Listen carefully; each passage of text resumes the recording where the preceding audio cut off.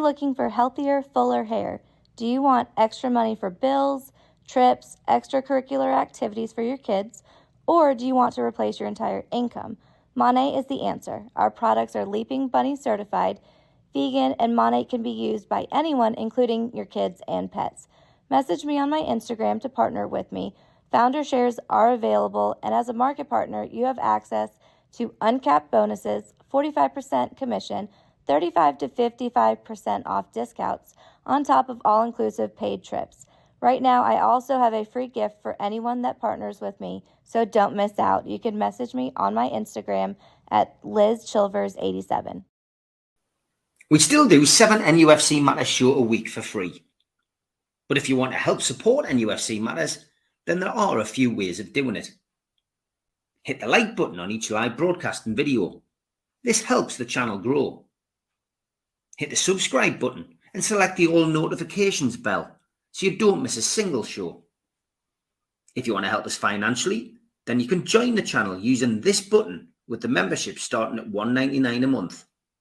Or you can drop us a donation in the chat using a super sticker.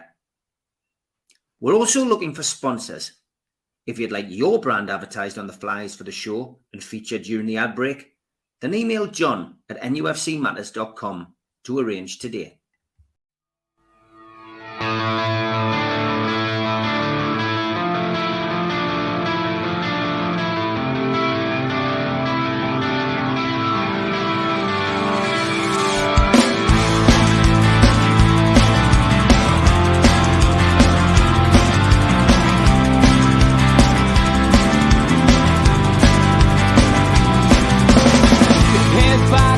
Critics attack. It feels like I've been talking to myself again. But it's the only way you're ever gonna learn. You look back and it's all in the past. I'm dwelling on the thoughts I cannot say to you. If I don't say the words, then maybe it's not true. And it feels alright when they come and say to you,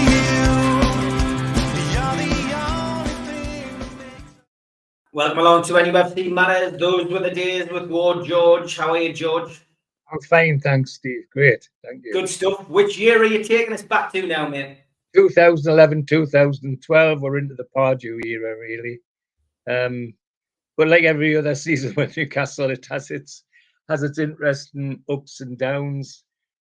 We had a players' committee which the owner didn't like, and intensely didn't like, and the whole accusations about who used to spy for him in the dressing room. So it's normal for Newcastle United, I'm afraid. But let's see how it pans out anyway. Just to put, as I usually do, put people in the picture. And as I go through these, there's some team photos and photographs of the youngsters who won the disabled trophy for Newcastle United, and other things. Yes, there they are. Great. I mean, it's silverware just as much as any other silverware, and it's good to see it happen. As a personal note, as one of those, two of those kids, their father was my cleaner for my office in the university. Keith, were Newcastle United mad, the whole family, home and away every week. Anyway, the top 10 movies. Let's go to the pictures first. Warhorse was top of the list. The Help, Harry Potter and the Deathly Hallows Part 2, The Tree of Life, and Tinker Tailor Soldier Spy. There's some good movies. I saw the Help and Tinker Tailor Soldier Spy, and I enjoyed both of those. And went on to make a lot of money, those pictures. The music of the time of the day, Rolling in the Deep, Adele, Party Rock Anthem, LMFAO, featuring Lauren Bennett, Firework, Katy Perry, E.T., Katy Perry, featuring Kanye West. Not my kind of music, but all stuff that obviously did quite well. In fact, some of them were at top of the top 10 for quite a long time. As usual, our season kicks off at Newcastle with a great number of friendlies. Started at Darlington, Kansas City, Orlando City, Columbus Crew, which obviously we had an American trip to do lots of promotion, and it went down well, is my understanding. And then come home to a pre-season friendly just a few days before the season started, exactly a week before the season started, with Fiorentina from Italy, which attracted a 15,000 crowd, which was quite nice, really. And straight into the season, of course, we our first game is Arsenal at home.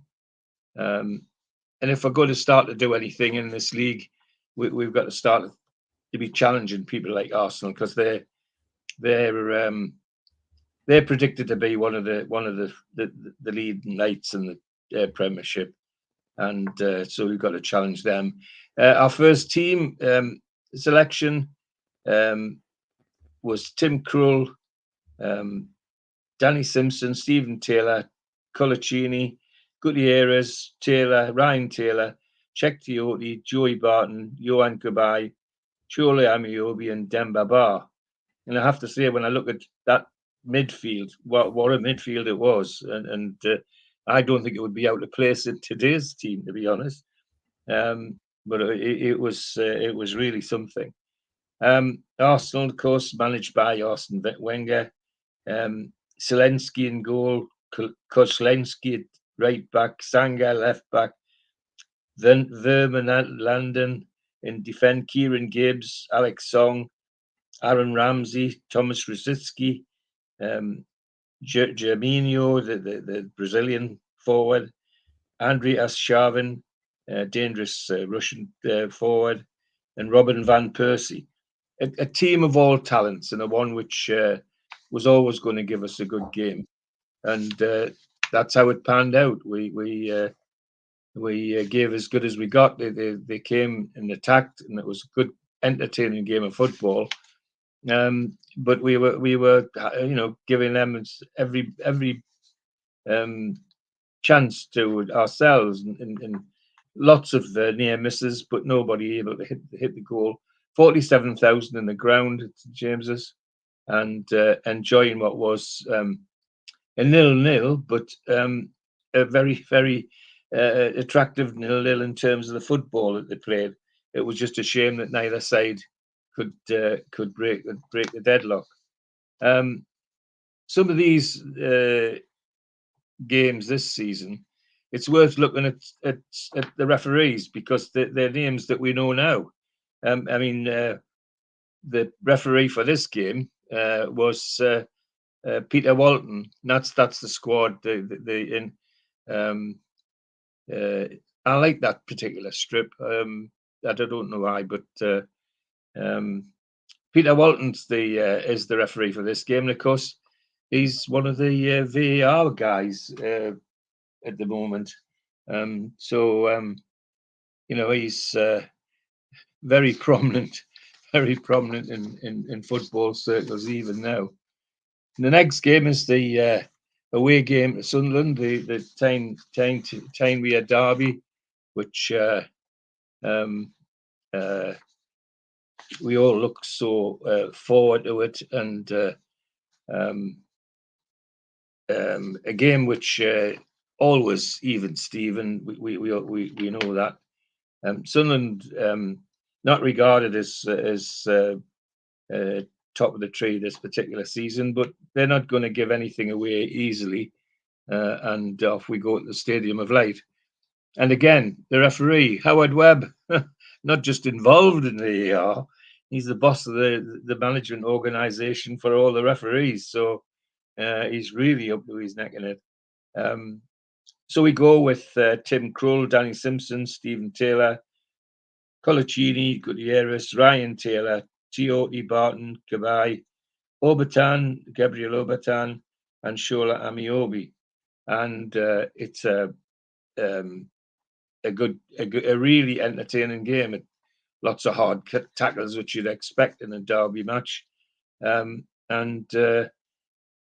Sunderland team: Mingerley in goal, Bardsley fullback, Wes Brown, Kieran Richardson, Anton Ferdinand, Jack Colback, Ahmad El Mohammadi, Lee Catamol, Seb Larson, Stephen Sessegnon, and Guyan at centre forward. I've got to say the middle line of that side. To say that there's one or two hard tacklers in is putting it mildly, with particularly with Catamol in there and Phil Bardsley at right back. The reputation for being a bit over the top is putting it mildly. 48,000 in the Stadium of Light, and it entertaining game with its share of hard tackles. I mean, Sunderland get 1, 2, 3, 4 yellow cards, and on the very last minute, 89th minute, Bardsley gets a red card for his second yellow, and we get 3 cards: Kabai, Taylor, and Barton. So it's a derby match with a bit of venom, but one which was very entertaining. End-to-end stuff, 0-0 at half time. Doesn't look like it's going anywhere. It looks like we that's what we're going to have to settle for. And then on 62 minutes, we get a free kick. And up steps Ryan Taylor, and bang, the game's ours, 1-0. So we get off the season of derbies with a handsome win at the Stadium of Light. The next game is away to Scunthorpe in the Carling Cup, the League Cup, whatever you care to call it. We want to get through this. This cup's always a bit of a noose around our necks. We don't seem to be able to do anything in this cup. And this is our first second round, but our first entry as a Premiership club at Glanford Park, Scunthorpe. The referee again, Graham Salisbury, who's again quite often in the box at Stockley Park. The team, we send a strong team: Kroll, Simpson, Williamson, Colachina, Gosling, Taylor, Kabai, Marvo, Demba Bar, Leon Best, and Peter Lovenkranz. Now one would expect that to take the game from Scunthorpe without any problem at all. But it's end-to-end stuff. Scunthorpe aren't going to lie down, and indeed frighten the life out of us, because in 15 minutes, Chris Dagnall, their dangerous forward, makes it 1-0. And we don't look like we're going to score at all. Scunthorpe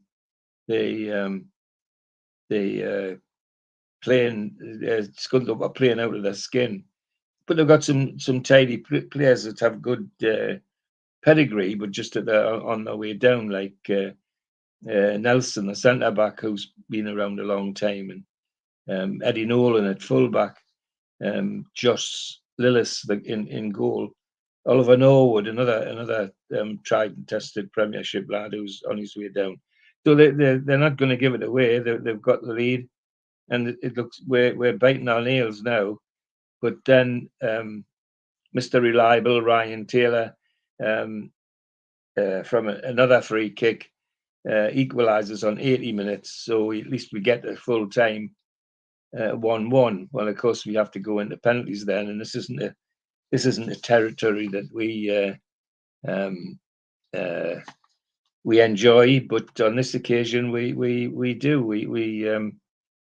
We go into extra time, I should say, not penalty. We go into extra time. And our luck in extra time hasn't been brilliant, but on this occasion, we seem to pick ourselves up in extra time. And on 112 minutes, Sammy Amiobi comes on and manages to make it 2-1 and get us through. And just to those that remember the song of Sammy scores, we're going on the pitch. Well, we didn't go on the pitch. we accepted the 2-1 victory and came home rejoicing rather than going on the pitch. That was a song that was created, of course, at Darlington in one of the pre-season friendlies, but never mind. Our next game is Fulham at home. We should be beating Fulham if we're going to be serious about this league. That they're one of the teams that we should be taking to the cleaners. There's no doubt about that. We have a better position, better squad. All about it is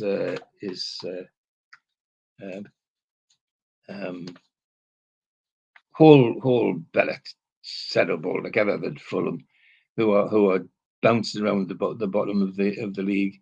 43,000 at the game, and we've got Kroll, Simpson, Taylor, Stephen Taylor, Colaccini, Gutierrez, Ryan Taylor, Czech Viotti, Johan Cabai, Obertan, Leon Best comes in, and Peter Lovenkranz. Fulham's lineup: Mark Schwarzer, the American goalkeeper, Chris Baird, for briefly had a part of his career with us, but a tidy defender. Angeland, Aaron Hughes, of course, who had a long career with us, successful career with us. Dembele, Moussa Dembele, Damien Duff, who also had time with us, Cassimi, Danny Murphy, Steve Sidwell, and Clint Dempsey. So Fulham a dangerous side, but they're not tearing up any trees in the league at the moment. And it's no surprise. It's our end-to-end stuff. It's a 1 o'clock kickoff, end-to-end stuff, and nobody seems to be getting anywhere near scoring. We go in 0-0 at half time, but immediately after the restart at half time, 48 minutes, Leon Best scores the opener, and on 66 minutes, the same Leon Best scores the second one. So it looks like we're going to sail through to a 2-0 victory. But then, just to put a sweat on my brow, Clint Dempsey, the Fulham attacker, makes it 2-1 with 5 minutes to go, and that's a hectic 5 minutes, back to the wall stuff for us. But nonetheless, we get through, and we take it to the we hold it on to the end. So another good victory, and a one which keeps us in the top half of the table. In fact, pushing towards the top of the table. So we then are away to Queen's Park Rangers, and have to see if we can maintain this form, because we have this hex on us in London. Well, we did well in Fulham, so let's see if we can keep it going in at QPR. QPR with a reasonable side, a good side. Pat Kenny, Young, Anton Ferdinand, Gabidon, Barton, Triori, Wright Phillips, Sean Wright Phillips, Jay Boothroyd, who makes such a name for himself in England under 21s and as a manager, and Tarabat, a Turkish winger who we briefly looked at as well, but dangerous player. So a good side, and we send a strong side with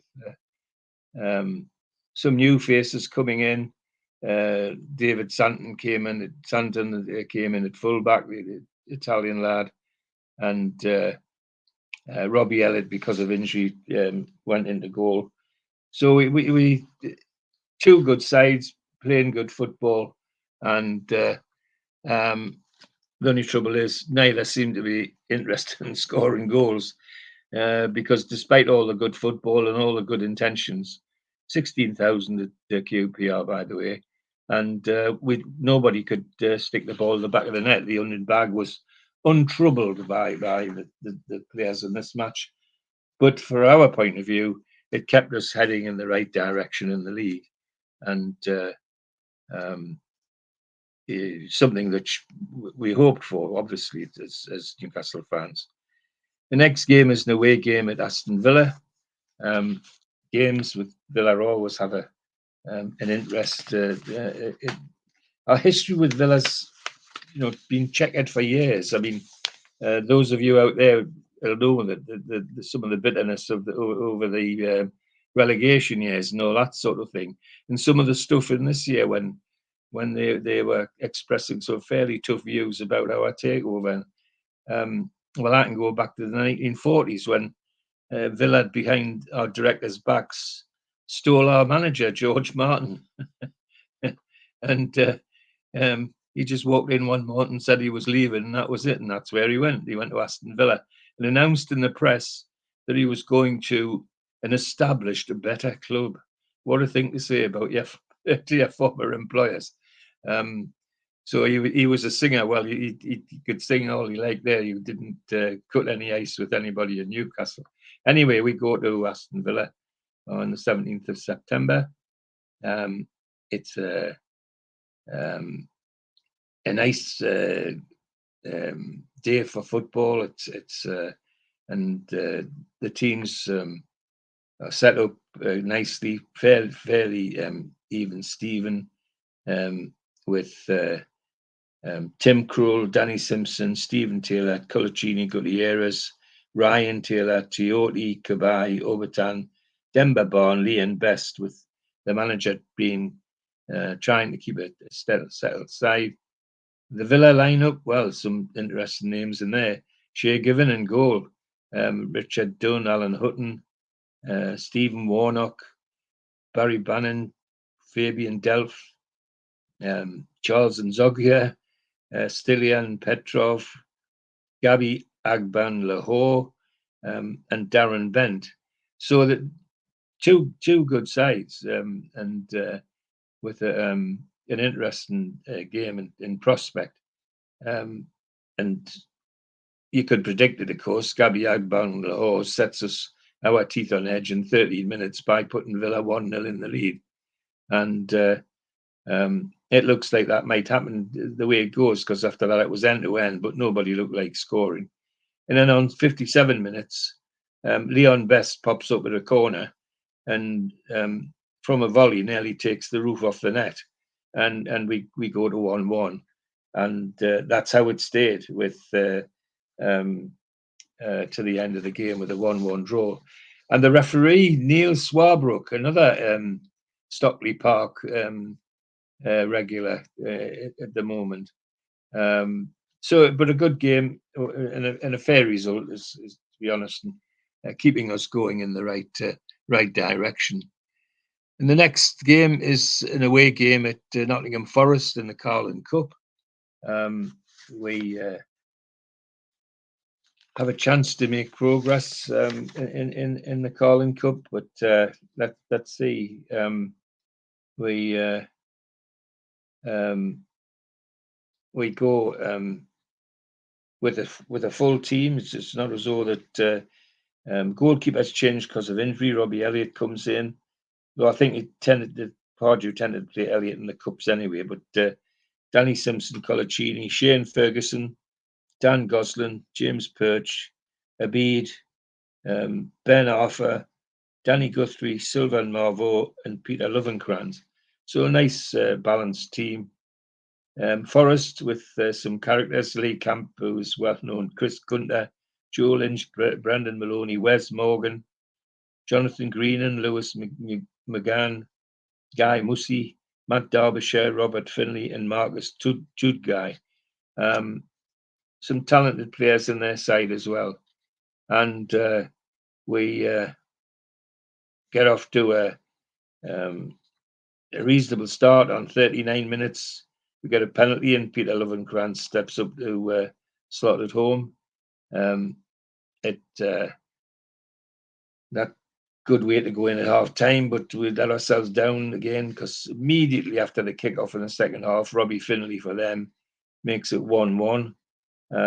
and we think we headed for a draw. Well, we don't know, because Matt Derbyshire in 66 minutes makes it 2-1, and then Peter Lovenkrands almost instantly makes it 2-2, and that's how it stays till at the end of 90 minutes, and we go into extra time.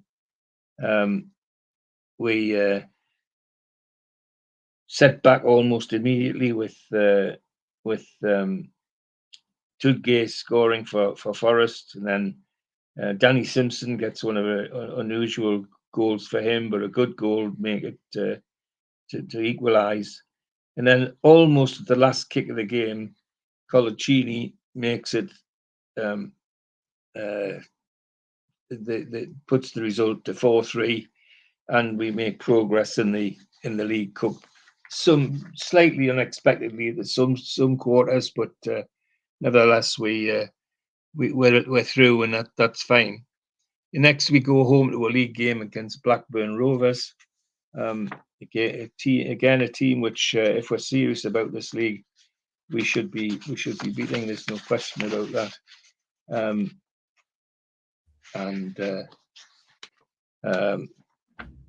Team unchanged: Krull, Colaccini, etc.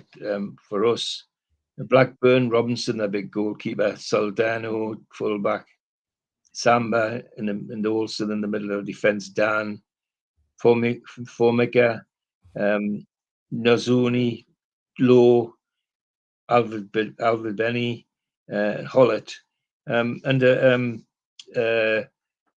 nice balanced side, but a one which we shouldn't be troubled by. And their coach is Keane, their old player, came back to manage the side, or coach the side at that time. An interesting game, which is end to end. Always going to be goals by the look of it, and that's no surprise. So we get off to a reasonable start.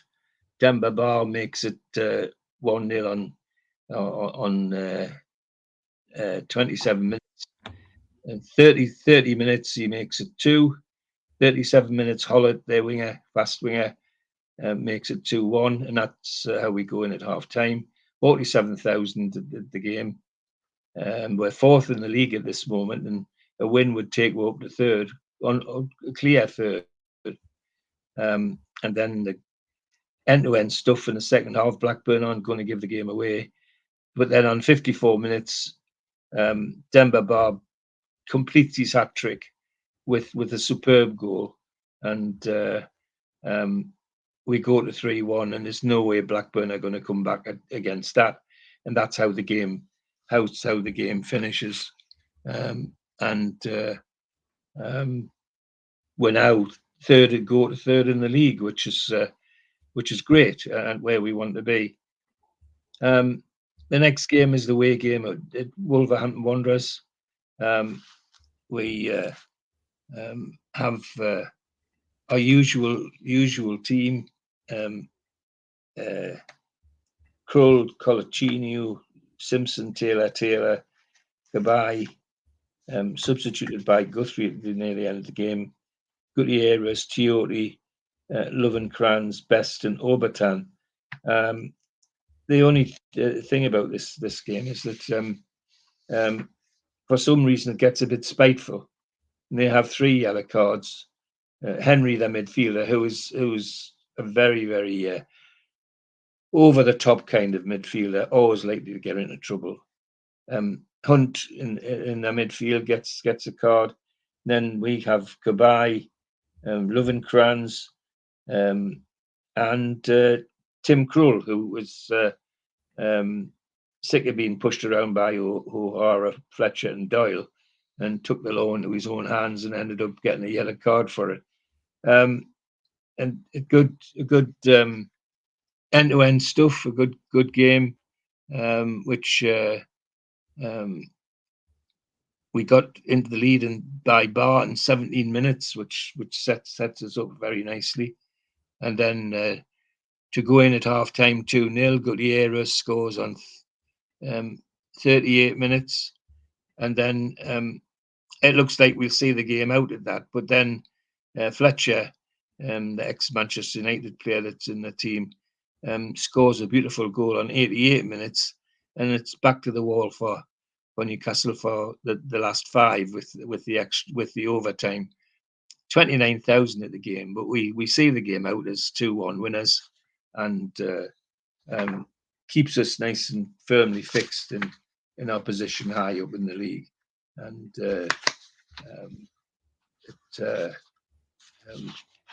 it's good, a good feeling, and there's a feeling of optimism around the place. I must say that we're headed in the right direction.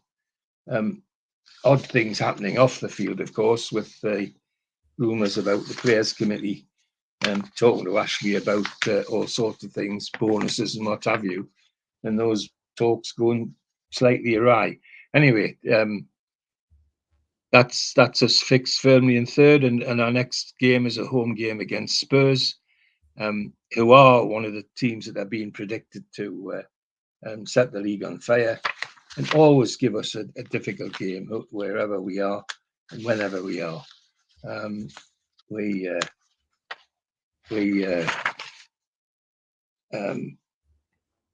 send out the same team, unchanged team. Krull, Simpson, Taylor.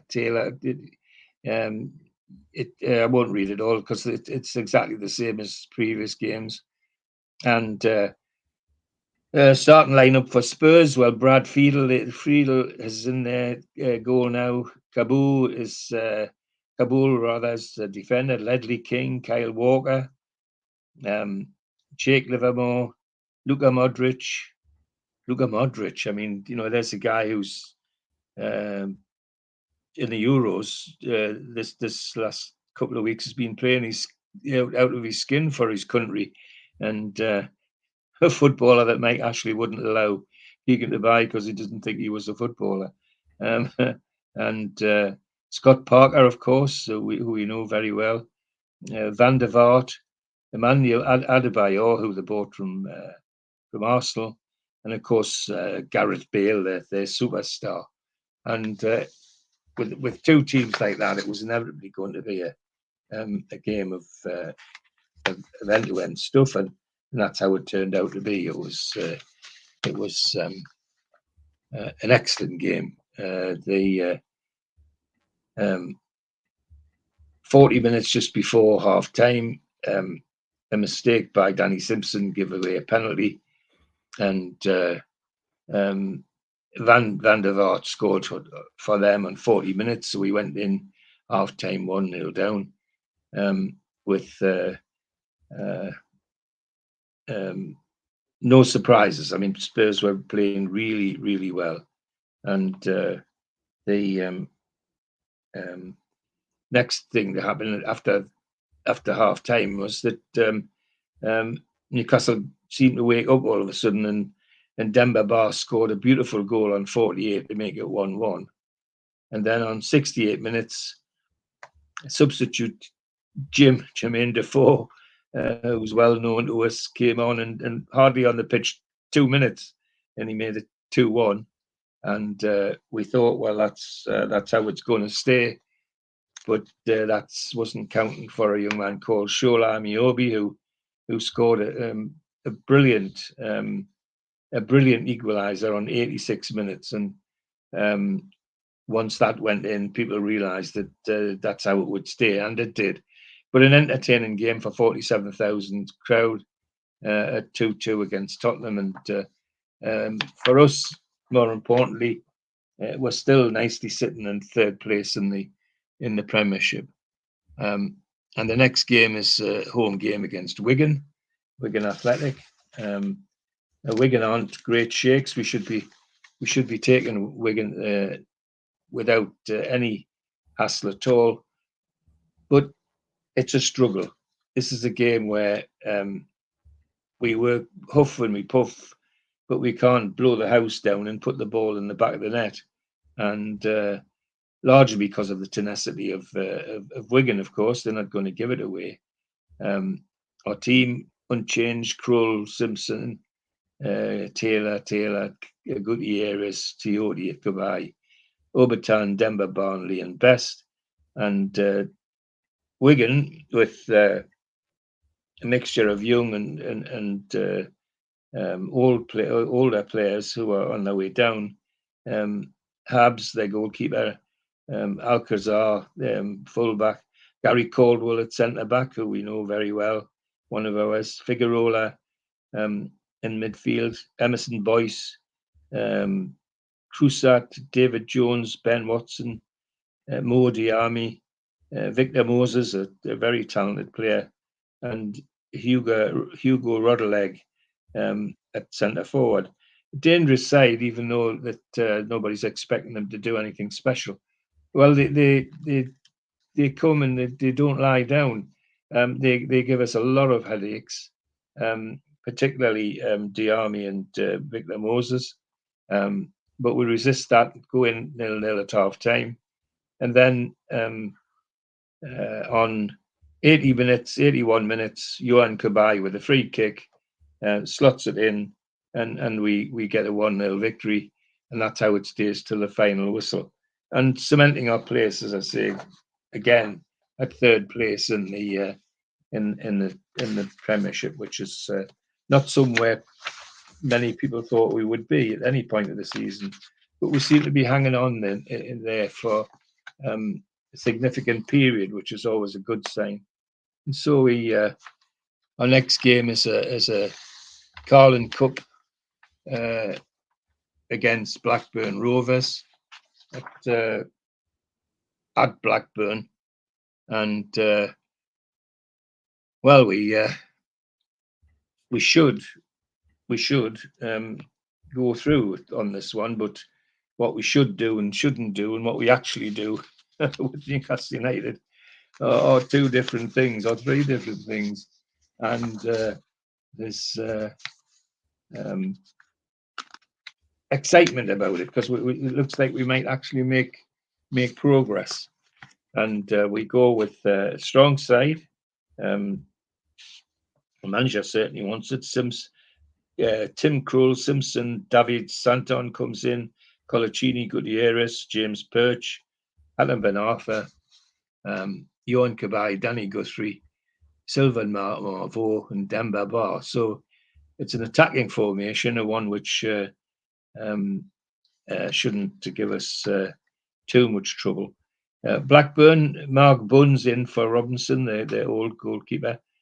Gail Giver, the French fullback. Christopher Sandbell is centre back. Martin Olsen, defensive midfielder. Jason Lowe, Pedersen, the Icelandic player. Petrovic, Junior Hollett, dangerous, speedy winger from QPR. David Goodwillie, a little Scotsman who is a nuisance, like a nasty little wasp. Never stops, always having a go. Rochina and Yakubu in the forward line. So it's a good Blackburn side, but not a side that should be troubling us too much. But troubling us or not, on 5 minutes we're a goal down to Rochina, and it looks like that's where we're going to. That's where we're going to go. And 64 minutes, we go in half time 1-0 down. Second half, 64 minutes, and bang, Yakubu makes it 2-0, and it looks like we're going out of the Carling Cup. And then extraordinarily, on 90 minutes, just before the whistle goes, Johan Kabai takes a corner, and the corner ends up in the back of the net. He gets the credit for scoring it, but nobody seemed to know where it went. Certainly the goalkeeper didn't. So it was 2-1. And then hurrying up, the Newcastle players kicked off almost immediately because it was clear there wasn't long to go. And with almost the last breath of the game, Danny Guthrie, and it records as 90 minutes as Johan Kabai's is, he gets the equaliser, and everybody's ecstatic with that, thinking we were gone. Suddenly we're into extra time at Blackburn. It's a late kickoff, so it's a one which is going to be a late trip home for everybody. But so what if we can get through? 11,000 in the ground, which isn't an awful lot even for Blackburn. But we go into extra time, and we get Johan Kabay. And Peter Lovenkrands gets a penalty, and it's 3-2. And Morten Pedersen scores and knocks us back again. And then in 120 minutes, almost the last kick of the extra time, Givet, the French fullback, makes it, puts them back in the lead, 4-3 to Blackburn, which is very disappointing, having come back with a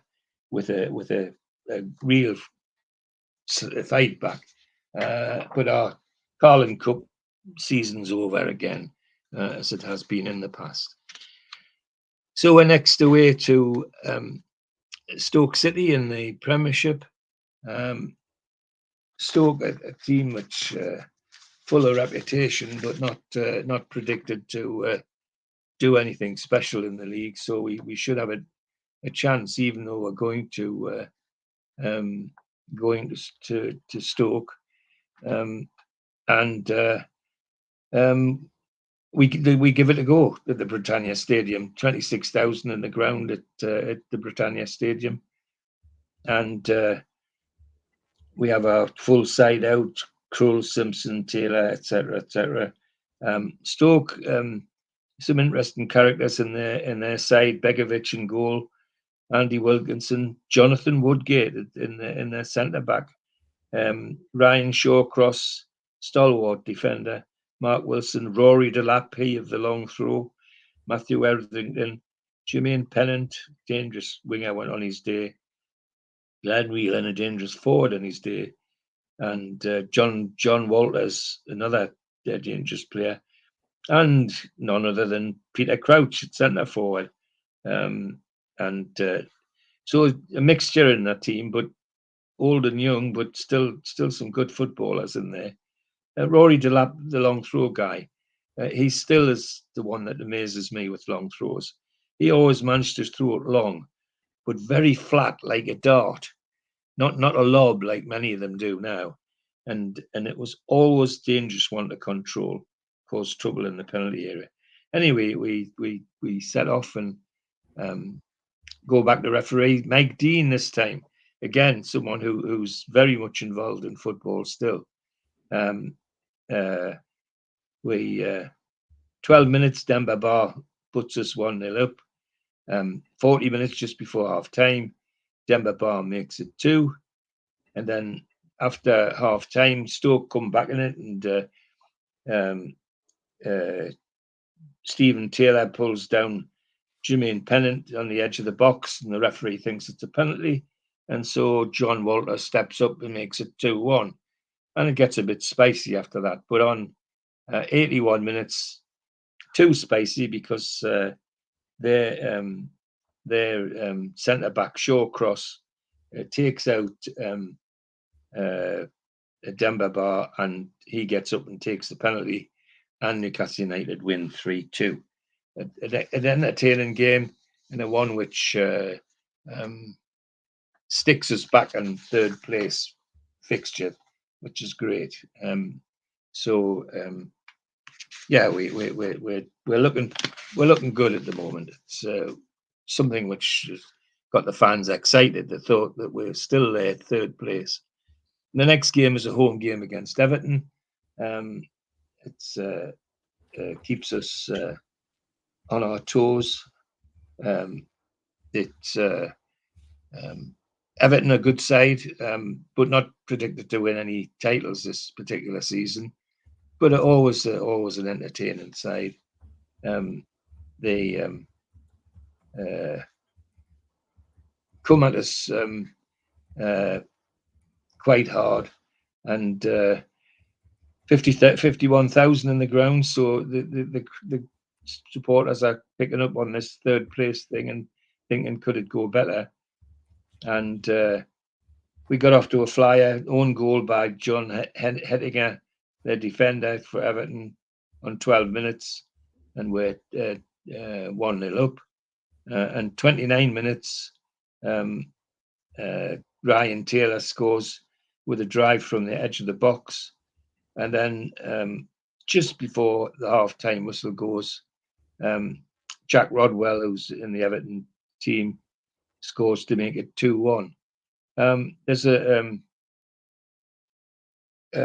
second half sets off like 100 miles an hour. Both teams really look like they want to go for it, but neither can put the ball in the back of the net.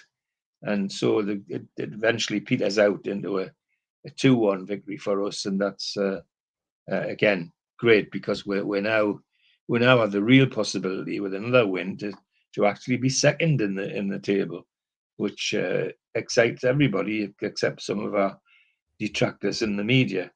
Everton side, Tim Howard, Hettinger, Phil Neville, Seamus Coleman, Tony Hibbert, Phil Jagielka, Jack Rodwell, Leighton Baines, Royston Renthie, Leon Osman, and Louis Sahar. Some names in there that we know ourselves. But an entertaining game for the fans, and a one which takes us quite nicely to a fixture at third place, and the real possibility of second place popping up as well.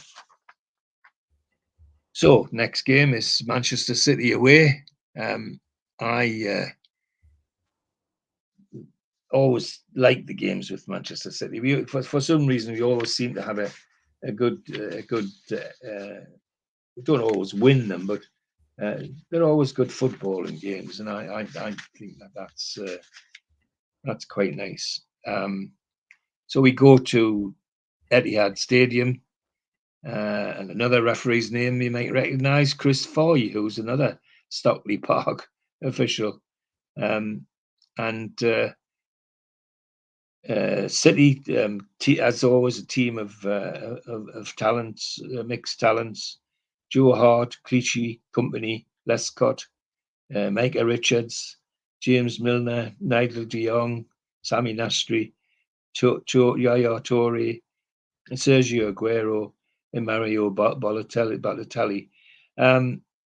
Even then, a real talented football side being put together by Manchester City, and they from the off they're giving us a hard time. And 41 minutes, Balotelli scores from a penalty after Danny Simpson trips Sami Nasri, and just before half time, Micah Richards gets a header from a corner to make it 2. We go into the second half, and it's all Manchester City. We've got our backs to the wall game here, and Sergio Aguero slots in another penalty, which again, misfortune of Danny Simpson pulling down Sami Nasri, who'd been giving him a hell of a time during the game, and there's an action picture from the very game, and we strolling along when substitute Dan Gosling comes on, and he's hardly on a second when he scores to make it 3-1. But it's 89 minutes. We're not going to do anything with that. But if you're a good, entertaining game of football, if you're a Manchester City fan, a bit depressing if you're a Newcastle United fan, because we never look like getting into that particular game. And our next game is another visit to Manchester, to the other side of Manchester, to Old Trafford, to Manchester United. And having just had a defeat at the other side, we don't think anybody was relishing this particular visit to Old Trafford, because we go with a bit concerned because they are being predicted as champions, and when you look at their lineup, and some of the names, of course, will be familiar to people listening this. David De Gea in goal, Patrick Evra, Rio Ferdinand, Vidic, Fabio De Silva, Ashley Young, Michael Carrick, Ryan Giggs, Nani, Levier Hernandez, and Wayne Rooney. Very talented side, and going to give us problems. Our team almost unchanged through the season. Cole Simpson, Stephen Taylor, Colaccini, Gutierrez, Ryan Taylor, Adam Ben Arfa, Johan Cabai, Danny Guthrie, Gabriel Obertan, and Demba Ba. And it's a good game. It's an entertaining game. We're not lying down and defending 10 men behind the ball. We're actually giving the game a go, and it's all working well until just after half time. Javier Hernandez slots in a nice goal at 49 minutes, and that's how it looks. It's going to stay, but we keep having a go and keep having a go. Well, our endeavours are rewarded because on 64 minutes, their big defender Vidic pulls down Hatem Ben Arfa, who was giving him a torrid time, and Demba Ba steps up, takes the penalty, and it's 1-1. And everybody can't believe that here we are at Manchester United, and we've got a whole everybody now, absolutely delighted that we're where we are, and taking the game to Manchester United. It's not something we do very often. Well, we have on this one, and it's worked. It's worked, and we're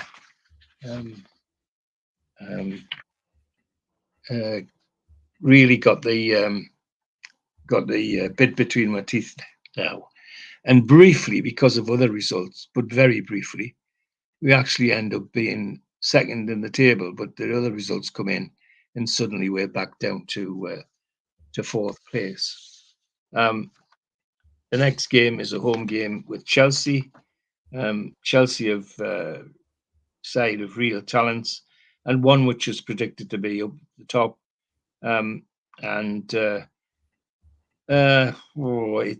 They're short when they come out in this game.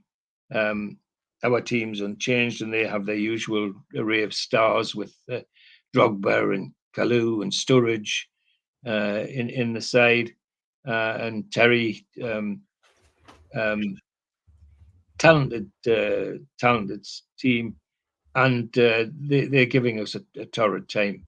We go down 1-0 to Chelsea on 38 minutes. A Didier Drogba free kick, which Krull just didn't even see, and we come out with a looks like we're going to have a go at them. 53,000 in the crowd as well. So, but unfortunately, we can't get the ball in the net, and as always, when that happens, the other side perk up. And on 89 minutes, just before the finish, Kalou, their dangerous winger, makes it 2, and then Sturridge on 90 minutes plus 2 in injury time makes it 3. A flattering scoreline in my view, because we didn't play that badly, but there we go. We're lost 3-0, and unfortunately, all the other results go against us. And suddenly, from second in the league, we find ourselves 6th, which is one of the downsides of the 3 points for the win, of course, because suddenly things can change quite dramatically in a couple of games. And anyway, we're down to 6th, but a good game, and as I say, the 3-0 flattered Chelsea. Really, we were better than that. We were better than that. The next game is away game at Norwich City. This is a one which people think we could win because Norwich aren't great shakes, but not to be. It's quite a 27,000 in the ground. It's quite a flat game for us. We don't seem to be get out of the starting blocks. 39 minutes, Houlihan's puts Norwich in the lead. Then just on half time, Barr managed to get an equaliser, and after half time, 59 minutes, Holt, their big bustling centre forward, makes it 2. And 63 minutes, Morrison, dangerous young player that they picked up from Manchester United, makes it 3. And then Holt again on 82 makes it 4. And in between, Demba Ba on 71 minutes gets a second for us. So we lose the game 4-2. And suddenly we're now 7th in the league. We're not second or where we want to be. We're 7th. But even that is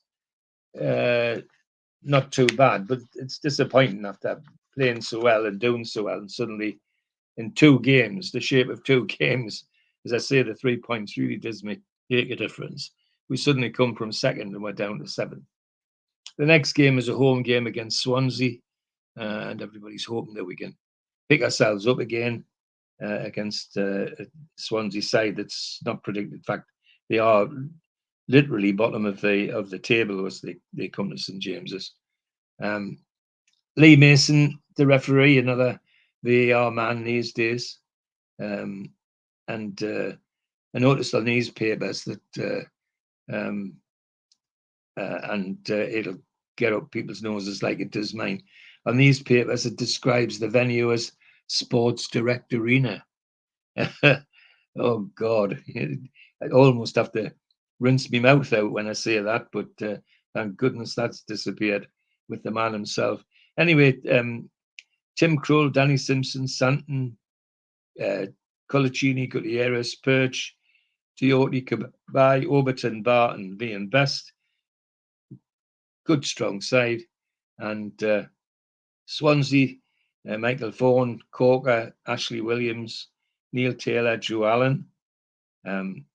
That's not our Joe Allen, that's the midfielder Joe Allen, who I think they got from Liverpool.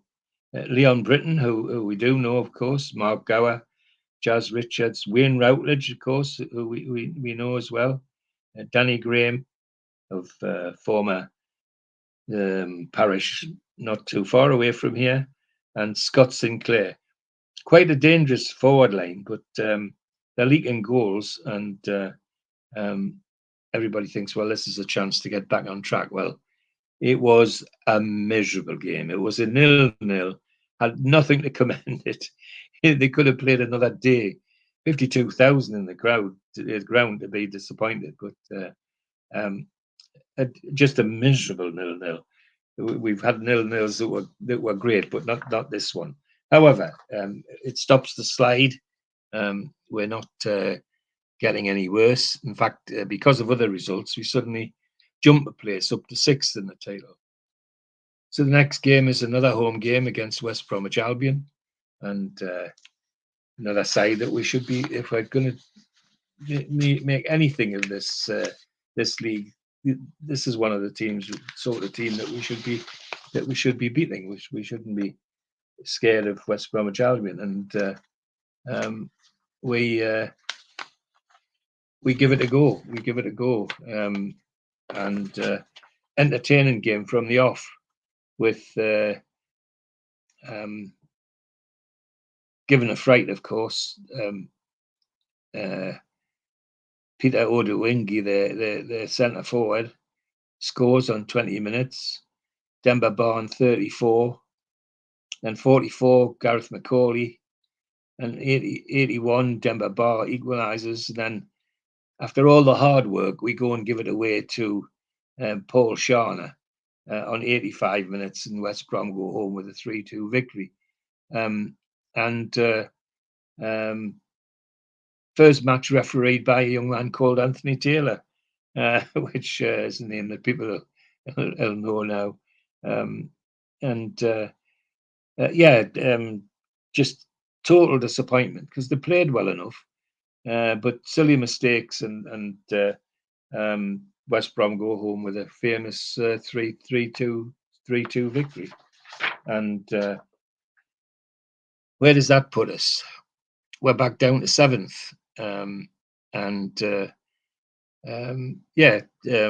Disappointing to say the least. The next game is Bolton Wanderers away. Now we have some interesting games at Bolton. Some of them not very happy. We've had some hidings and we've won some good games there, but there's nothing in this Bolton side that should really be frightening us at all. And so we go 27,000 in the ground at Reebok Stadium, and Peter Walton, referee, and our side is unchanged with Hatton Ben Arfa still up front with Leon Best and Demba Ba.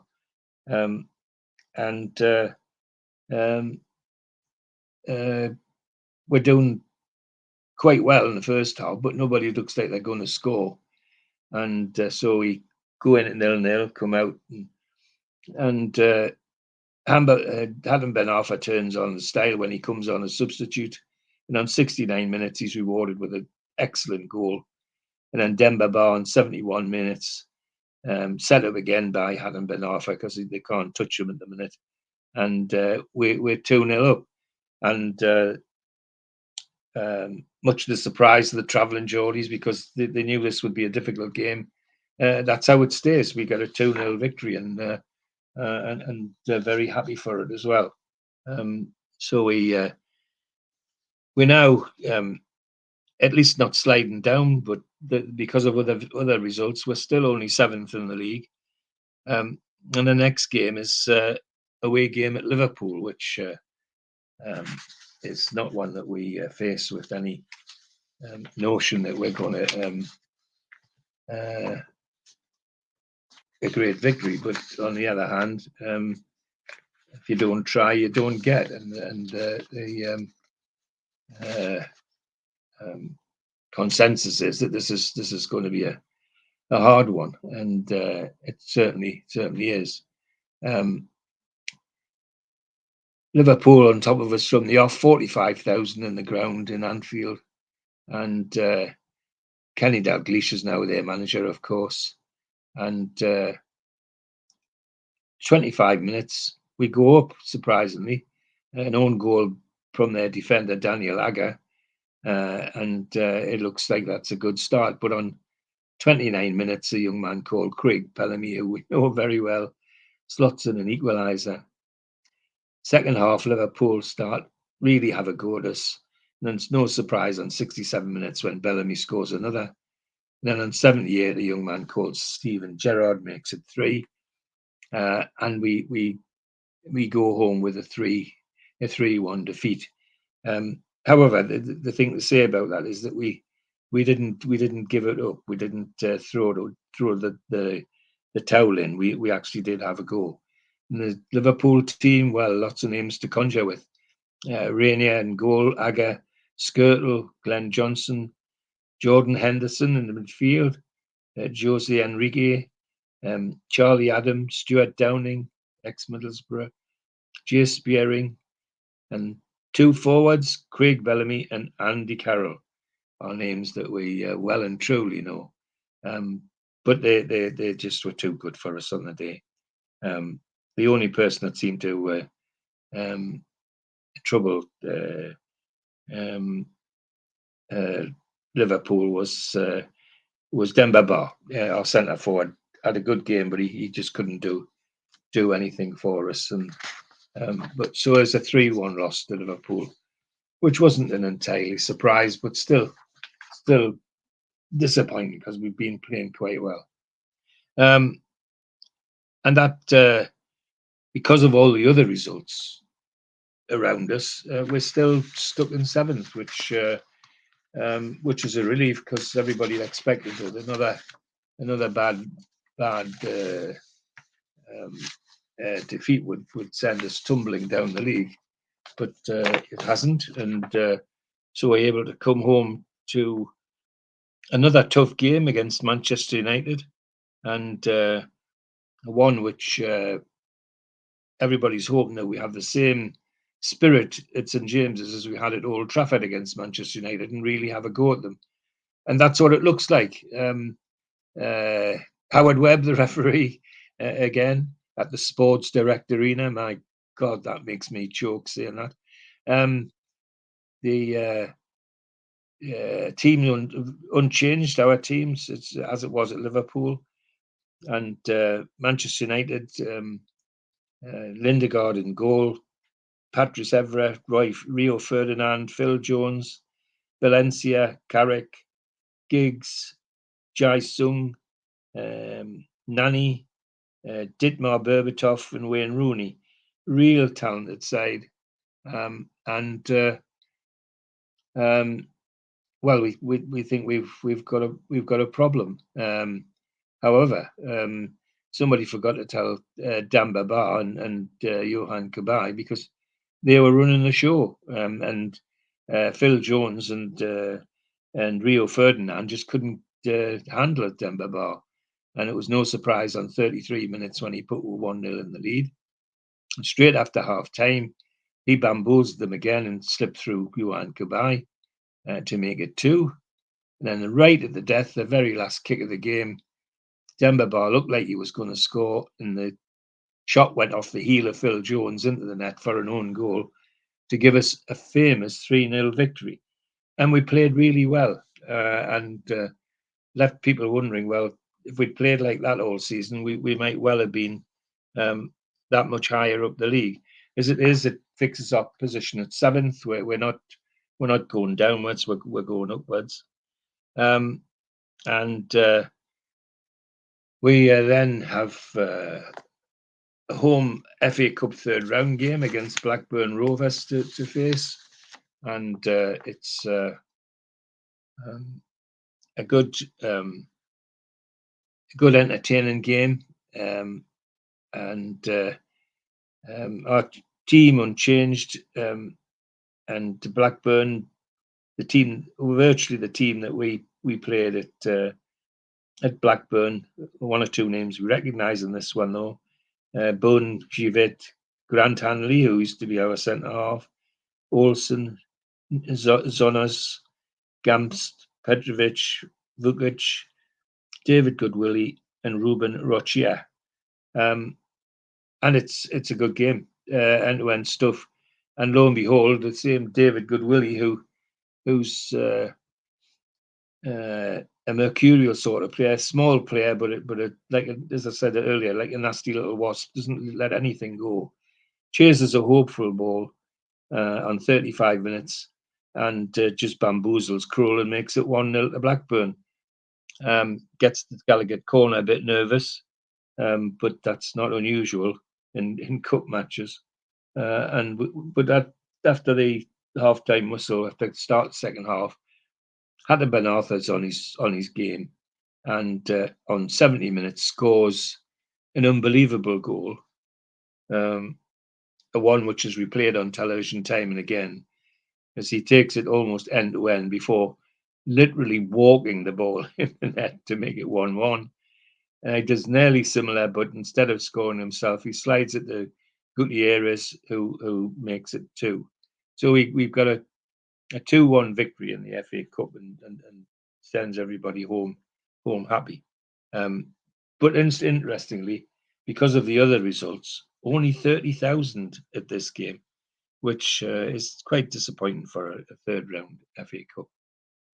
The next game is a home game in the league to Queen's Park Rangers, and the one which we should be winning with ease. 50,000 in the crowd, and unchanged team. The QPR team got old stagers in: Kenny in goal, Young, Gabidon, Ferdinand, Hill, Sean Wright-Phillips, Derry, Mackie, Helgeson, Boothroyd. Some tidy players, but shouldn't be bothering us that much. Well, they come with a a behind the ball sort of attitude, and it works. It works because it looks like it's going to be 0-0, but then on 37 minutes from a corner, Leon Best really scores a brilliant header from well at the back of the penalty area, but he's in such a position that there's no way the goalkeeper can reach the ball. And 37 minutes were 1-0 in the lead, 50,000 in the ground, and that victory is how it stayed. And that victory takes us up to sixth place again, and everybody delighted. And Howard Webb must have got sick of the sight of us this season, because he was the referee again in this game. So we're now at home to Fulham. Sorry, away to Fulham in the league. Fulham's a tidy side, but not predicted to do anything special in the league at all, really. And so we should have a chance in this game. Well, have a chance, and taking your chances is two different things, because Fulham absolutely take us to the cleaners. 26,000 in Craven Cottage. Lee Mason, the referee. And we think we're in seventh heaven, 43 minutes, when Danny Guthrie puts us in the lead. And then after half time, Danny Murphy, 52 minutes penalty, Clint Dempsey, 59, Clint Dempsey, 65, Bobby Zamora penalty, 68, and Adam Benava pulls one back on 85. And on 89, Clint Dempsey gets his hat trick to make it 5. So 5-2 to Fulham, which really was a miserable score. We no excuses. Fulham just overran. We're just out played with completely, and quite depressing to lose there, because they're no great shakes. But never mind. It because of other results, we're still 6th in the league, and people find it hard to believe.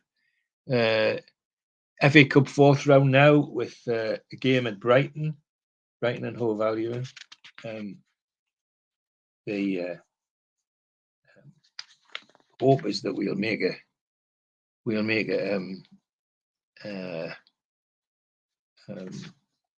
fist of the FA Cup this particular season, and well, we go to Brighton full of hope. It's not a particularly good game, and Lee Probert is the referee at the AMX Stadium, and 5:15 kickoff. It's an appalling game of football. Neither side looks like that they came out to win this particular game, but lo and behold, on 76 minutes, when it looked like it was going to be 0-0, Mike Williamson sticks out a foot to a shot by Ashley Barnes, and it's an own goal. And that own goal is enough to send us home with a loss that we didn't anticipate, and out of the FA Cup. We then have to face an away game at Blackburn in the Premiership, and not a happy hunting ground, but it's an opportunity to pull ourselves back up the league, and side virtually unchanged. The only change is really that Adam Ben Arfa comes in the team instead of being substitute. Blackburn, Paul Robinson back in goal, Scott Dan, Jeevett, Olsen, Dunn, Lowe, and Unzi, Gamst, Petrovic, Junior Hollett, and Anthony Modesti. Dangerous side, but shouldn't be troubling us. Well, the only way to describe this is that we actually go with look like we mean business and have a go. And on 0-0 at half time, but 8 o'clock kickoff. Hadn't been off on 46 minutes straight after the kick-off of the second half, makes it 1-0 to us, and it looks like we're coasting. But Petrovic makes it 1-1 on 66 minutes, and then we just have a go. I mean, had been off was really on form and got everybody wound up, and Gabriel Orbertan runs onto a pass from Hatton to make it 2, and we come home with a victory, which is great. And referee filled out another VAR name, so rescue some pride, at least, if nothing else, at Blackburn, and pushes us up the league to 5th this by now. That this is a good victory, that things are turning around. So we're home to Aston Villa next, and not going to be easy. Aston Villa are playing well. They're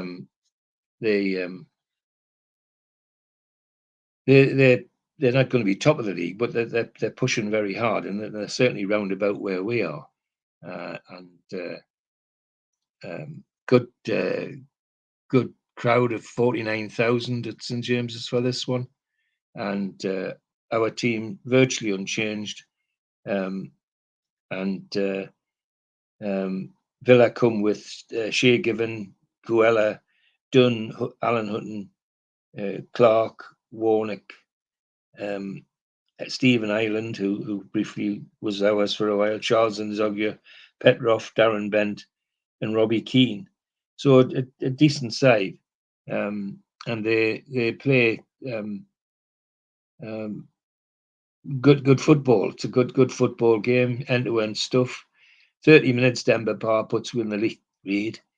And with the last kick of the half, Robbie Keane, dangerous goal scorer, was left on his own, and that's always a mistake. And it's 1-1. And looks like that's how it's going to stay. But after half time, Newcastle seems as though they want to have a go at this game. And they really do stretch Villa at the back. And then a Papi Sissi special, long run, slide the ball under the goalkeeper, and we've got a 2-1 victory, which cheers everybody up, and pushes us, fixes us firmly at 5th place in the league, which is wonderful. The next game is away game to Tottenham at White Hart Lane, and we hope that we can keep our good form going. Well, hope's a funny thing when Newcastle United. We're absolutely dreadful. 40,000 at White Hart Lane. Asu Aketo scores on 4 minutes. Louis Sahar on 6 minutes. Louis Sahar on 20 minutes. Nico Cranchar, 34 minutes. So we go in at half time 4-0 down. And then the second half's no better. Adebayor scores again to make it 5. And we come away with a well and truly beaten by Spurs. Good football. Couldn't miss any chance that came their way. Settled in the back of the net. And any that we got, we just didn't take, and it wouldn't have mattered anyway. They were miles ahead of us in this game, and there was we were never in this game in any sense at all from the very first goal going in, and rubbed salt into the wound a little with Louis Sahar and Scott Parker in the lineup, just to rub it in. And Gareth Bale was just unplayable. So 5-0 loss to Tottenham was very, very depressing. And we're back down to 6th in the table. In fact, it's surprising that we only went 6th. We're at Wolves in the next game. Wolves are come to us in the next game, and well, they're bumping along the bottom of the league. We surely should do something against Wolves, and well, it's a good game, but it's end to end. 52,000 in the crowd, which is great, and we're unchanged, and Wolves, good side. Terry Connor's the coach now.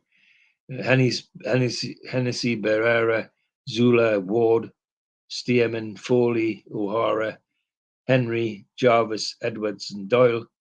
A decent side, but not a side that should be frightening us at home. However, that's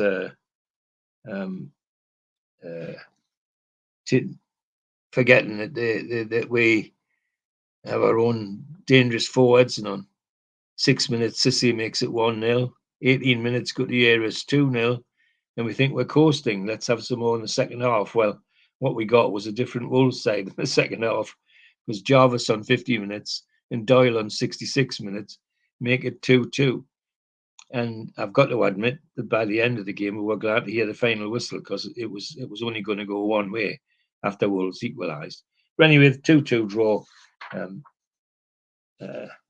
kept us in our position in sixth place in the league, and but a bit depressing when it was a game we could have won 2-0 in the lead at home, and you don't expect a reverse like that. So the next game is home game is the return derby with our friends from Stadium of Light. Mike Dean, the referee, and our team unchanged again. Sunderland team virtually the same as we played before. Mingaloy, Bardsley, John O'Shea's come from Manchester United now. Michael Turner, Craig Gardner, Jamie McLean, Lee Catamole, Seb Larson, Sessignon, and Nicholas Bentner. Decent Sunderland side, but one that shouldn't really be bothering us. And we give a silly penalty away on 24 minutes. David Santon is tricked by James McLean, who's quite a tricky winger, and they get a penalty. So on 24 minutes, they're in the lead. And as the game pans out, half-time comes and goes. It's end to end, but it doesn't look like we're going to score. In fact, it looks like we're going to be on the end of a 1-0 loss. And then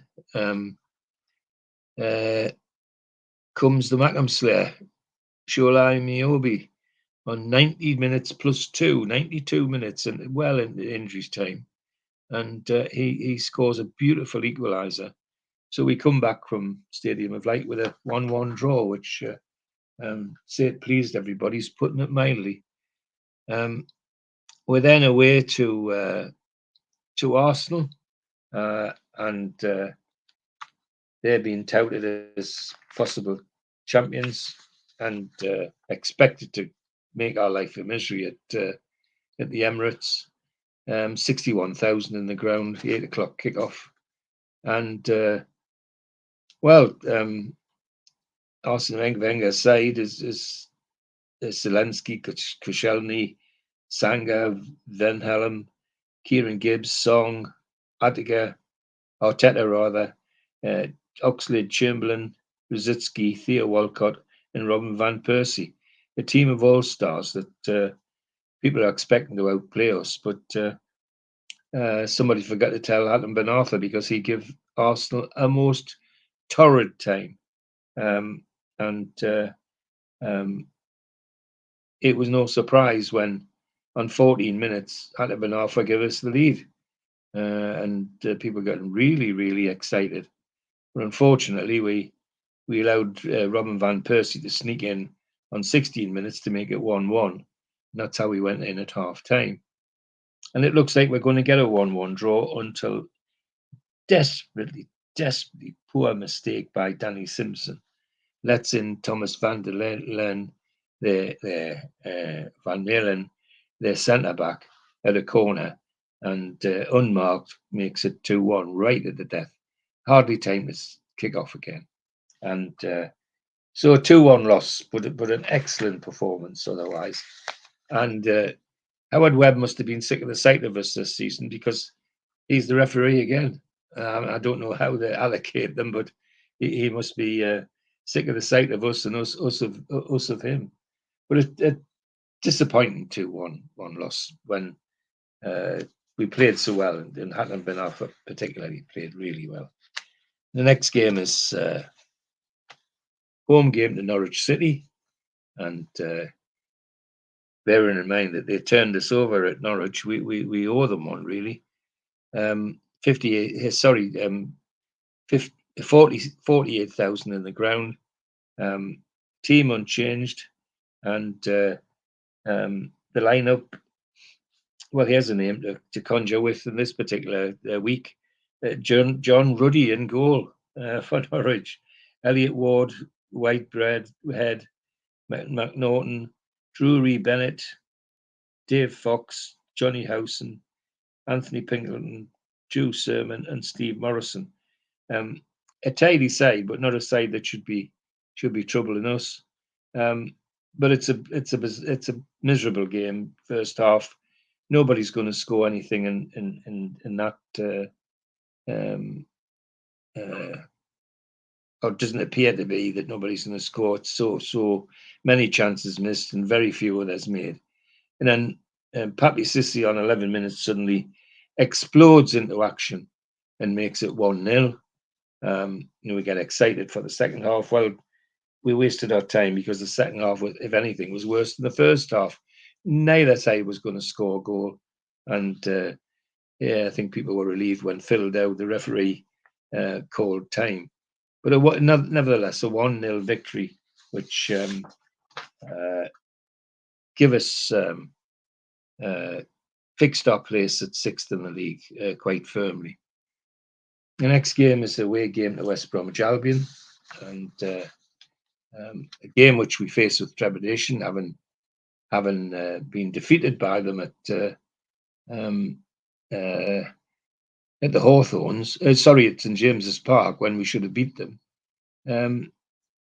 But nonetheless, with Hatton Ben Arthur and Papi Sissi combining so well and tearing West Brom apart. 6 minutes, Sissi scores from a Hatton Ben Arthur pass. 12 minutes, Hatton Ben Arthur himself scores one of his specials after a long dribble. Then on 34, Papi Sissi scores again to make it 3. So we go in 3-0 at half time, which is a big surprise to everybody. The second half, we tend to West Brom, as you'd expect, comes back at us quite strongly. But we hold off, and Tim Krul's having a good game.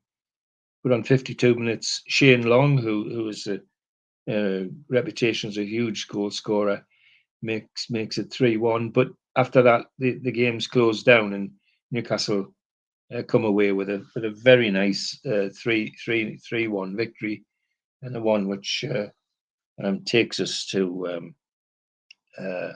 or keeps us at 6th in the league. And we come home to a home match against Liverpool, bearing in mind how they'd really taken us apart at Anfield. We see what happens here at St James's. Well, it's a full house, as you'd expect with Liverpool, 52,300. Kenny Dalglish still their manager, of course. And the team almost unchanged. Rainier, Jamie Carragher, Flanagan, Skirtle, Enrique, Stephen Gerrard, John Joe Shelby, Jay Spearing, Craig Bellamy, Andy Carroll, and Luis Suarez. A very, if anything, an even more dangerous team than the one we faced at Anfield. Martin Atkinson, the referee, another name we know from VAR.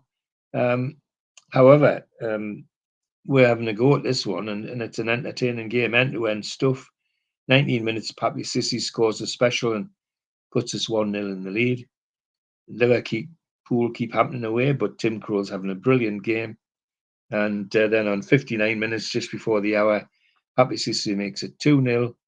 And everybody's happy, and that's how it stays. Liverpool never looked like scoring. What chances they got were going missing, and the ones that didn't go missing, Tim Krul was up to them. And so we end up with a famous 2-0 victory at St James's against Liverpool.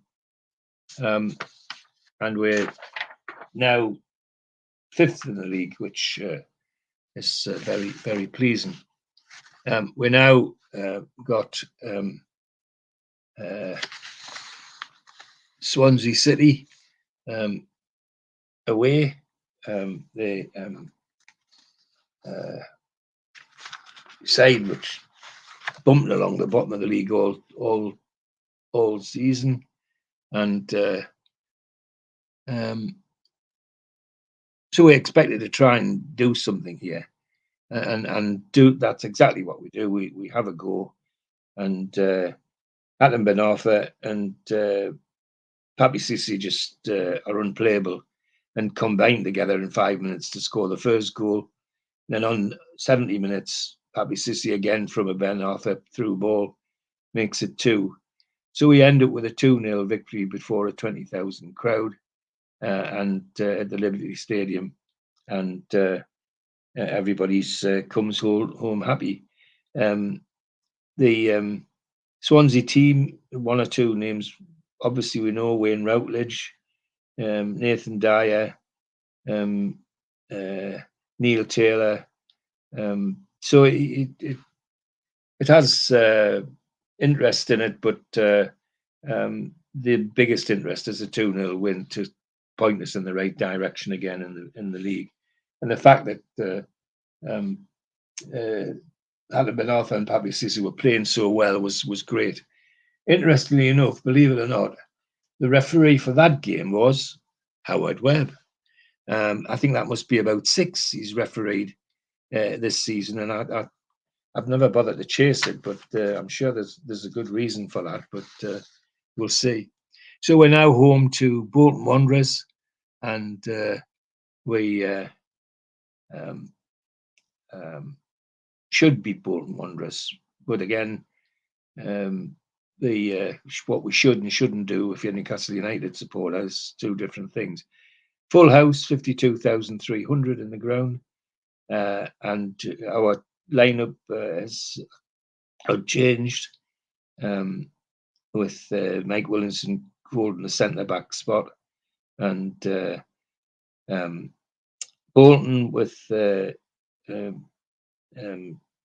mixture of talents: Boudin in goal, Ream, Sam Ricketts at fullback, Steenison, Wheater, the ex-Boris centre half, Mark Davis, Chris Eagles, Darren Pratley, Nigel Rio-Coker, Kevin Davis, and Martin Petrov.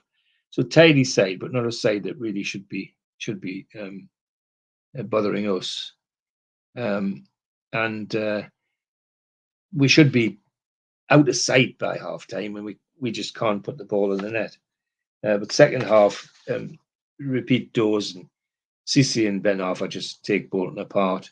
73 minutes, Ben Arthur scores another one of his mazy dribbles, another one that's often seen on television. Well, from our penalty area to theirs, with defenders chasing him and trying to sigh them down, and he just jumped over the lot of them and walked the ball into the Bolton net. And then on 83 minutes, he provides a peach of a cross for Cissé to volley in to make it 2-0. So a 2-0 victory for us against Bolton, and that's fixed us nicely at 5th. Next game is a home game against Stoke City, and a one which, if we want to win it, will take us up to 4th. And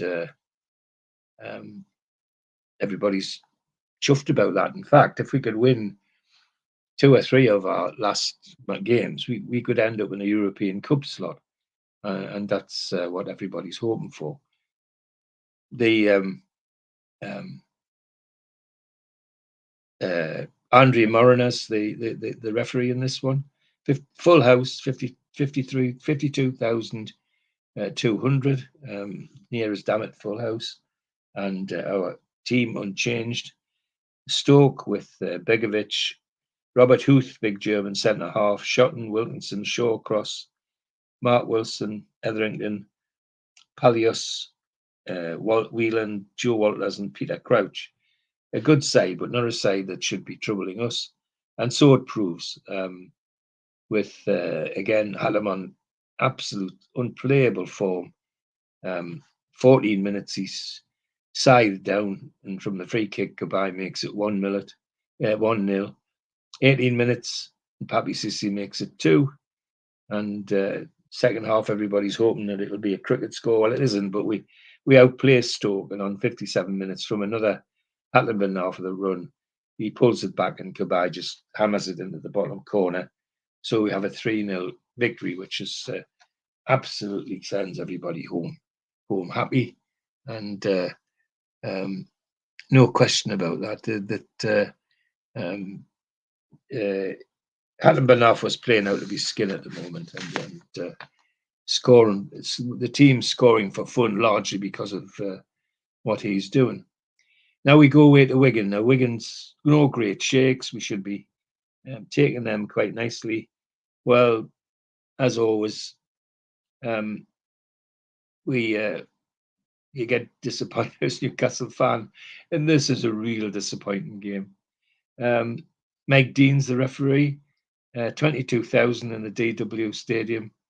Victor Moses on 13 minutes, Victor Moses on 15 minutes, Sean Maloney on 36 minutes, and then just before half-time, DeSanto scores to make it 4.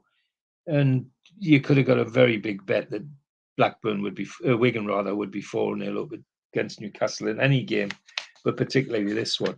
But they were, and of course, second half, try as we might, we just couldn't get the ball in the back of the net and make any particular inroads into this game, and end up with a very, very disappointing 4-0 defeat to a very ordinary Wigan side. But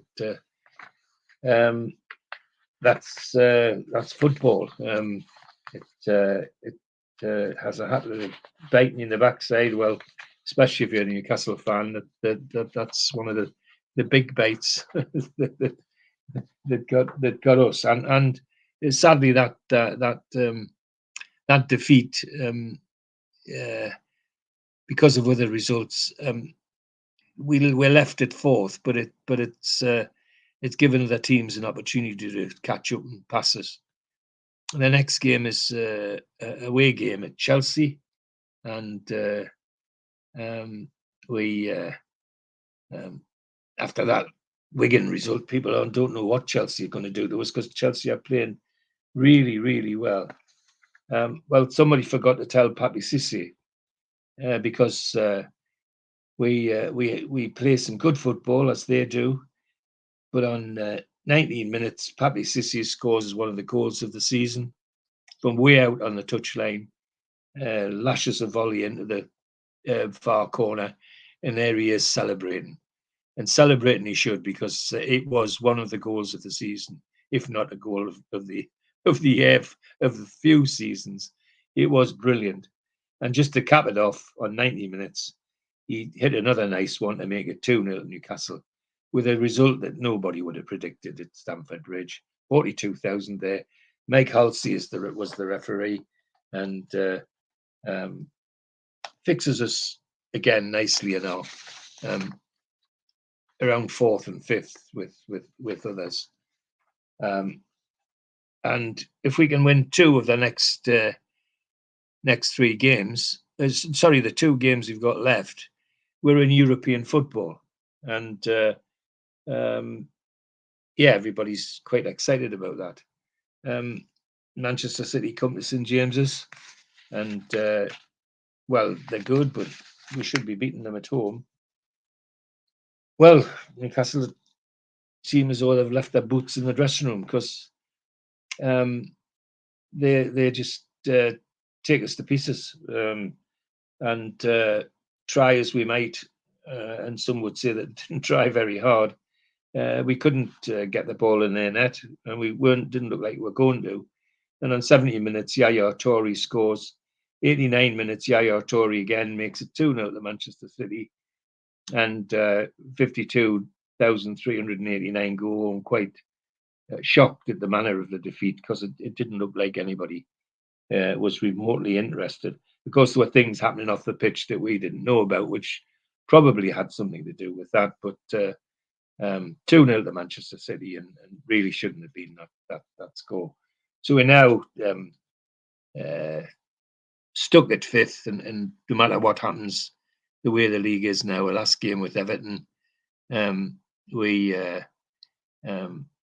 it would be nice to finish with a strong result, but we don't. We typical Newcastle, last game of the season at Everton, and Everton basically take us to pieces. 16 minutes, Pinar scores. Jelkovic from a corner, 27 minutes. Headington, 65 minutes, makes it 3. And then a Tony Hibbert own goal makes it 3-1. And that's the only way we were going to score that day. We were never looked like scoring, and finished a promising season quite disappointingly, because we could easily have had a European Cup place, and it didn't happen. Off the pitch, well, stars were being sold. Kevin Nolan, to name one, and others, and a certain Joey Barton made his feelings known in the press, what he thought about that he wondered where the club was going, and all the rest of it. Well, it was quite clear that Ashley was determined to get rid of the players committee, because he sold most of them. And not long after that outburst, Joey Barton was sold as well. As always, what's happening off the pitch is interesting on it. Manchester City, of course, who just beat us, in doing that, beat Manchester United to the title. By they're equal on points, but those goals they scored against us took their goal difference better than Manchester United. So City got the win. Arsenal were third, Tottenham fourth, and we were fifth on 65 points, where the top two were on 90 points, which shows the difference. And the big difference, as always, is in the goals for column. Our goals for column was Papi Sissi. Demba Ba. He was the top goal scorer, where other teams had multiple goal scorers. So an interesting but a disappointing season, in the sense that we let ourselves down. But Ashley once again demonstrated his ineptness in football matters, and his desire to fill the coffers when the opportunities arose. So the team was turned upside down. Is the only way to describe it. So there we are, Great. Steve. That's great show as always, George. Always good to look back as we edge ever closer to present day. But for now, George, thanks very much for taking your time to do it. Thanks for watching, everybody. Do enjoy it. Thank you. A big thanks to all our sponsors. Skips and Bins. You can find their website at skipsandbins.com. Contact us, www.skipsandbins.com/contact. Say hello to low-cost waste disposal with pay-as-you-go and contract waste management. A big thanks to Mr. Vicky's Sauces, handmade in Cumbria. Their website, mrvickys.co.uk. Email info@mrvickys.co.uk. Telephone 01768 210 102. Thanks to United Group Travel. They are the Travel and Tourism Award winners in 2024. Their website, www.unitedgrouptravel.com. Email beverly.ugtl@gmail.com or telephone 01670 632 460 or mobile 0791 666 4174. Just £30 per person deposit. There are no strangers on our tours, just friends you haven't met yet. A big thanks to Media Arts. You can find them at www.mediaarts.co.uk. media-arts.co.uk. And don't forget, we are a podcast. You can find us on iTunes or Spotify or other podcast providers. If you want to help the channel grow, then hit the like button, the little thumb underneath the video, click share and share to your social media, or join the channel for as little as $1.99 a month. If you want to take out a one-off payment membership, go to nufcmatters.com and hit membership. And for a £25 fee, you get a scarf, a cup, a pen, and a membership card. You can also put a smartphone over the top of this QR code. It'll take you straight there. And don't forget, we also help the food bank on this channel. NUFCfansfoodbank.co.uk is a website where you can make a virtual donation today.